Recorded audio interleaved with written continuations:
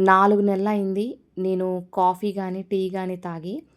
మహా అయితే తాగితే 1, 2 సార్లు తాగుంటాను. మాక్సిమం ఉదయాన్నే గ్రీన్ టీయే తాగుతున్నాము మా హస్బెండ్, నేను కూడాని. అయితే ఈవినింగ్ వచ్చేసి తను బ్లాక్ కాఫీ ప్రిఫర్ చేస్తున్నారు.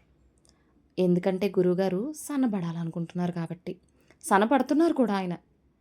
సో, మన అంత సన్నబడిపోయి ఏం ఉద్ధరించే స్థితి లేదు కాబట్టి, నేను హెల్తీగా యోగా అవి చేసుకుంటూనే సన్నబడుతున్నాను. ఆయన రెగ్యులర్‌గా యోగాకి వెళ్తారు.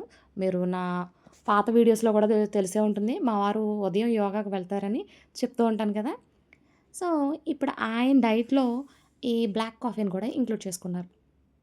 కానీ నేను తెచ్చే కాఫీ పౌడరు ఆయనకి ఎక్కువైపోతుందంట ఒక ప్యాకెట్ వేస్తుంటే. లేదు అని చెప్పేసి బాటిల్ కొన్నాననుకోండి. ఏమవుతుందో చెప్పనా? బాటిల్ 1, 2 సార్లు యూజ్ చేసిన తర్వాత ఏమవుతుందో తెలియట్లేదు గానీ, కాఫీ పొడి అనేది గట్టిగా అయిపోతుంది.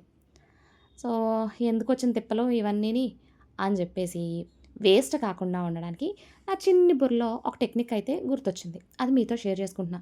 ఏంటంటారా? ఈవినింగ్ టైము మా వారు కాఫీ తాగేదప్పుడు ఒక హాఫ్ ప్యాకెట్ వేస్తే సరిపోతుందట ఆయనకి కరెక్ట్‌గాని. అందుకని చెప్పేసి మిగతా హాఫ్ అలా వదిలేసాననుకోండి, రోజు ఓ ప్యాకెట్ పడేయాలిగా.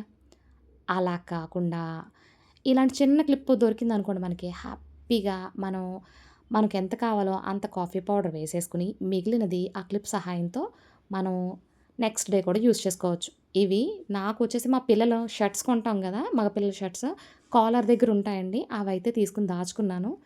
ఇప్పుడైతే వేడి వేడిగా కాఫీని ఆస్వాదిస్తున్నాను.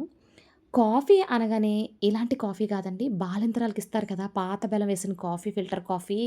అబ్బబ్బా! ఆ కాఫీ ఎంత బావుంటుందో తెలుసా? ఆ టైంకి అంత అలా తాగలేం గానీ, ఎప్పుడైనా మీకు టైం దొరికితే గనక ట్రై చేయండి. పాత బెల్లం వేసిన ఫిల్టర్ కాఫీ చాలా బావుంటుంది. నాకైతే స్పెషల్‌గా చాలా చాలా ఇష్టం. ఇప్పుడైతే ఈ కాఫీతో అడ్జస్ట్ అయిపోతున్నాను మరి.